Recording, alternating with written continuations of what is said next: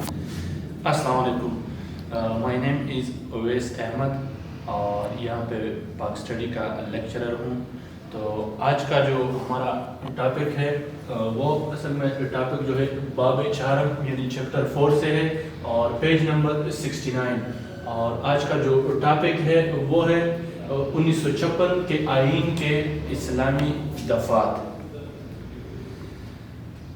پاکستان بننے کے بعد اور کل جو ہم نے پڑھا تھا کہ 1949 میں جو قرارداد مقاصد منظور ہوئے تھے، 1949 میں قرارداد مقاصد منظور ہونے کے بعد 1956 تک پاکستان کا آئین نہ بن سکا.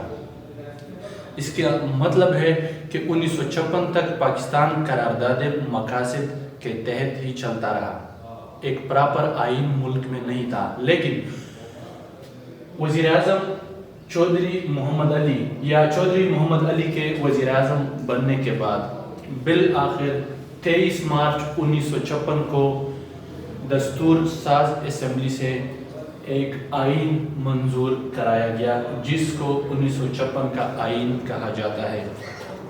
اب اس آئین میں جو اسلامی دفعات شامل کیے گئے تھے وہ کچھ یوں تھے.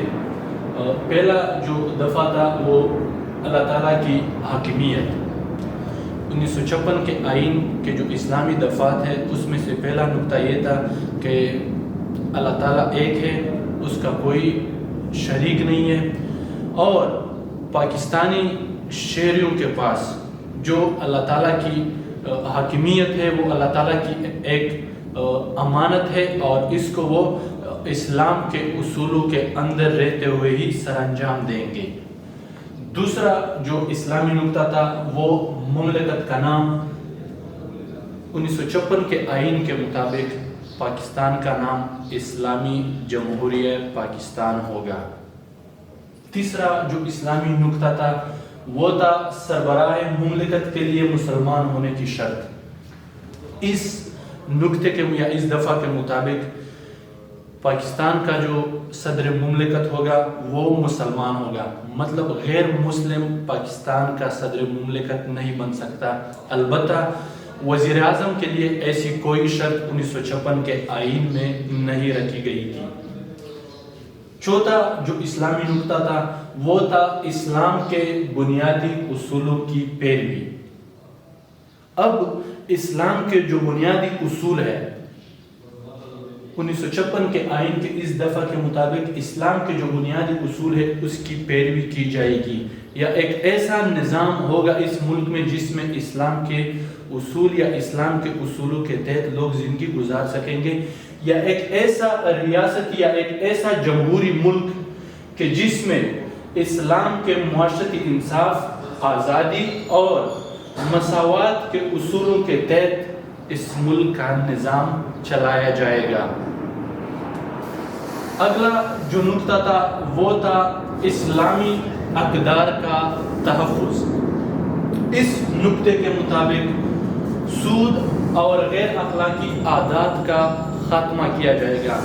مطلب پاکستان سے سود یا جو سودی نظام ہے اور غیر اخلاقی جو عادات ہے اس کا خاتمہ کیا جائے گا، اور روٹی، کپڑا، مکان، تعلیم اور طب کی سہولتیں ریاست کی ذمہ داری ہوگی. چھٹا جو نقطہ تھا وہ تھا اسلامی ممالک کے ساتھ خصوصی تعلقات. آئین 1956 میں نافذ ہوا تھا، لیکن آئین حرف آخر نہیں ہوتا. مطلب 1956 میں اگر آئین بننا ہے تو وقت کے ساتھ ساتھ چیزیں تبدیل ہوتی رہتی ہے. ضرورت کے تحت دنیا کے سارے ممالک میں آئین میں وقت کے ساتھ ساتھ ضرورت کے تحت تبدیلیاں ہوتی رہتی ہے. تو اسلامی ممالک کے ساتھ خصوصی تعلقات کا نقطہ یا یہ شق اس لیے رکھا گیا کہ چونکہ پاکستان اسلام کے نام پہ بنا تھا اور 1956 کے آئین میں یہ نقطہ پہلے سے ہی موجود تھا کہ اسلامی جمہوریہ پاکستان نام ہوگا اس ریاست کا. تو مسلمان ممالک یا اسلامی ممالک کے ساتھ تعلقات کو خصوصی اہمیت دی گئی تھی 1956 کے آئین میں.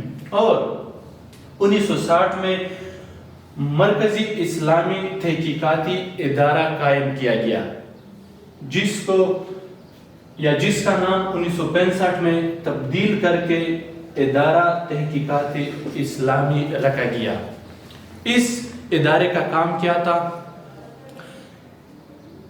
کہ جدید مسائل یا موجودہ دور کے مسائل کو اسلامی اقدار کے مطابق یا اسلامی اصولوں کے مطابق ان کا حل نکالنا یا ان کا حل ڈھونڈنا، اور اس ادارے کو ملک کے ساتھ ساتھ یا ملکی علماء کے ساتھ ساتھ غیر ملکی علماء کی خدمات حاصل کرنے کی اجازت بھی تھی۔ مطلب اگر تو کوئی ایسا ایشو پیش ہوتا اس ملک میں کہ اس ملک کے یا اسی ملک کے علماء اس کو حل کرنے میں ناکام ہو جاتے، تو اس ادارے کو یہ اجازت تھی کہ وہ باہر کے ممالک یا دوسرے اسلامی ممالک کے علماء سے بھی مشاورت کے مجاز تھے یا ان کو یہ اجازت تھی۔ تو آج کا جو ٹاپک تھا وہ 1956 کے آئین کے اسلامی جو دفعات تھے یا جو چند ان کے مین پوائنٹس تھے اسلامی ریاست کے حوالے سے، وہ یہ تھی۔ اور کل کے لیے پھر 1962 یا 1962 کا جو آئین ہے وہ پڑھیں گے۔ Thank you.